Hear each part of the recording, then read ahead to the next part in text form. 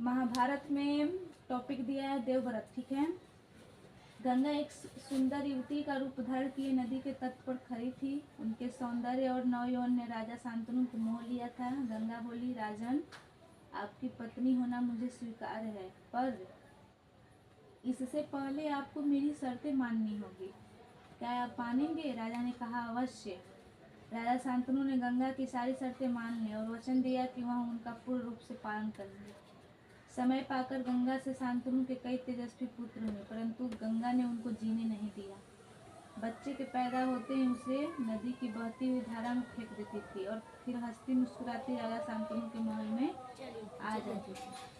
अज्ञात सुंदरी के इस व्यवहार से राजा शांतनु चकित रह जाते। उनके आश्चर्य और क्षोभ का पारावार न रहता। शांतनु वचन दे चुके थे, इस कारण मन सोचकर रह जाते थे। 7 बच्चों को गंगा ने इसी भांति नदी की धारा में बहा दिया। 8वां बच्चा पैदा हुआ। गंगा उसे भी लेकर नदी की तरफ जाने लगी तो शांतनु से रहा न गए। बोले, माँ होकर अपने नादान बच्चों को अकारण ही क्यों मार दिया? ठीक है।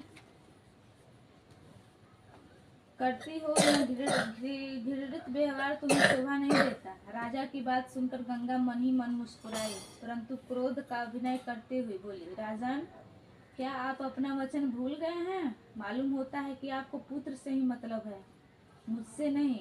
उन्होंने गुस्सा में बोला, ठीक है, आपको मेरी क्या परवाह है? ठीक है, पर शर्त के अनुसार मैं अब नहीं ठहर सकती। शर्त उन्होंने ये रखा था कि अगर आपने कुछ बोला, ठीक है, तो मैं आपकी लाइफ से क्या हो जाऊंगी, हमेशा हमेशा के लिए चली जाऊंगी। आपके इस पुत्र को मैं नदी में नहीं फेंकूंगी। इस अंतिम बालक को मैं कुछ दिन पालूंगी और फिर पुरस्कार के रूप में आपको क्या कर दूंगी, सौंप दूंगी। यह कहकर गंगा बच्चे को साथ लेकर चली गई। यही बच्चा आगे चलकर भीष्म पितामह के नाम से विख्यात हुआ। ठीक है ना, भीष्म पितामह महाभारत में। गंगा के चले जाने से राजा शांतनु का मन विरक्त हो गया। उन्होंने भोग विलास से जी हटा लिया और राजकाज में मन लगाने लगे। समझ में आई बातें? एक दिन राजा शिकार खेलते खेलते गंगा के तट पर चले गए तो देखा किनारे पर खड़ा एक सुंदर और गठीला युवक गंगा की बहती हुई धारा पर बाढ़ चला रहा था। ठीक है। राजा शांतनु ऐसे ही घूमते फिरते चले गए गंगा के तट के किनारे, तो वहाँ पर देखें कि एक जो मतलब कि बड़ा लड़का है जो क्या कर रहा है, धनुष बाढ़ चला रहा है। ठीक है। बाढ़ों की बौछार से गंगा की प्रचंड धारा एकदम रुकी हुई थी। यह दृश्य देखकर शांतनु दंग रह गए।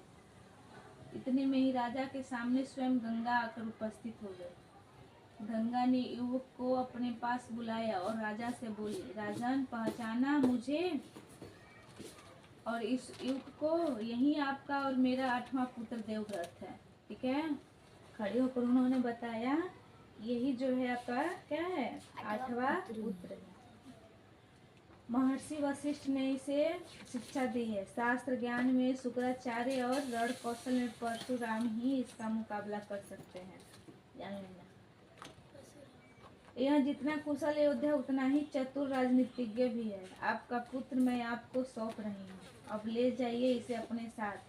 गंगा ने देवव्रत का माथा चूमा और आशीर्वाद देकर राजा के साथ उसे विदा कर दिया। समझ में आई बातें? अगला टॉपिक है भीष्म प्रतिज्ञा। भीष्म प्रतिज्ञा हम लोग नेक्स्ट दिन पढ़ेंगे। क्या हुआ?